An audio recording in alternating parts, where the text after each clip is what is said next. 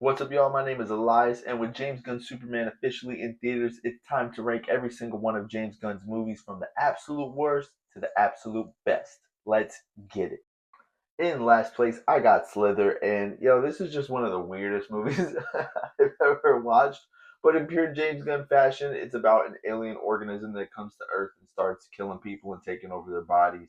I do remember the one scene where the lady's like, "There's something wrong with me," and she's like this blown up, big, giant creature, and then they have to kill an alien hive at the very end.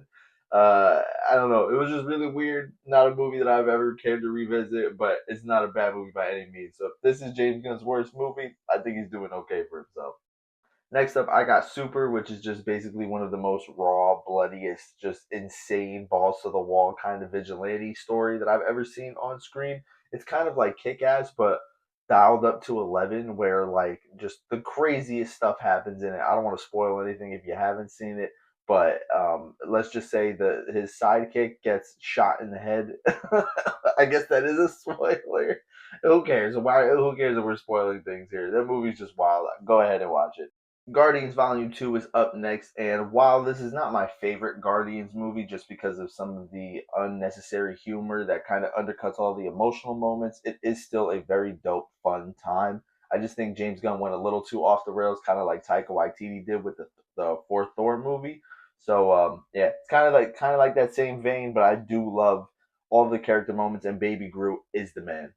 I gotta go with the holiday special though for Guardians next because this one just kind of made me cry, especially when you find out that Quill and Mantis are brother and sister. It just makes him feel like he's not alone in the world, and everything that they do with Kevin Bacon is absolutely hilarious. This is one for the books and an annual watch, guaranteed. If y'all have seen my reviews on the DC Extended Universe, y'all already know how I feel about Peacemaker Season 1, but basically, I just don't like some of the childish humor that they go for. I do like John Cena as Peacemaker. The story was kind of cool. I just don't like that Justice League cameo. It was OD disrespectful, in my opinion, but the rest of the show was alright. It just feels like something that was kind of unnecessary and more like a passion project James Gunn wanted to pursue. Gotta go with Guardians of the Galaxy up next, though. This movie just kind of blew the cosmic side of the MCU wide open when it came out in 2014.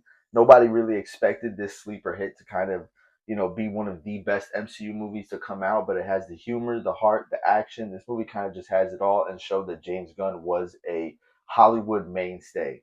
And especially this showed his ability to direct some of the best superhero movies we've ever seen. Coming in at number three, though, I got Guardians of the Galaxy Volume 3. This is one of the saddest superhero movies I've ever seen. There's a lot of cop outs in it, which just kind of bothers me here and there because I do prefer for the emotional beats to really kind of just hit and be more permanent than what they were in this movie. But nevertheless, I love this movie. I love the one take action scene in the hallway with all of the Guardians. And I love that this is really a story that just kind of centers around Rocket, kind of making him the essential main character throughout all three of the movies, and he didn't even know. So this was a really really dope movie, and it just kind of like the best kind of way you could have closed out the Guardians franchise. But I gotta go with the Suicide Squad above that. I'm just a fan of the more violent action and bloodier stuff, and I just think this is even a funnier film. This kind of made me realize that James Gunn, while what he did with Guardians was amazing because nobody even knew who the Guardians were, and he really made them like household names. He really did that for me with Polka Dot Man, Ratcatcher 2 even. I loved Rick Flag way more in this one than the first Suicide Squad. Harley Quinn obviously is always awesome. He brought in John Cena as Peacemaker, who now that's pretty much his whole career. So dude made John Cena even a household name. And of course you got Idris Elba as Bloodsport. I mean, this cast is just firing on all cylinders. It's hilarious, and it's one of my favorite DCEU movies, I should say. But was there going to be anything else at number one? Superman is just awesome. Although I am a fan of the darker, more grittier kind of comic book movies, Superman was just a refreshing, it was just awesome because you were able to really dive into a comic booky world without having to worry about real world, you know, logistics, this, that, and the third. You really could just dive in and just kind of immerse yourself and escape the real world into this new world. I'm saying world a lot, sorry, but this is just one of the coolest DC movies ever created, and I'm so glad that this is the direction they're taking going forward with the new DC universe. James Gunn, he cooked.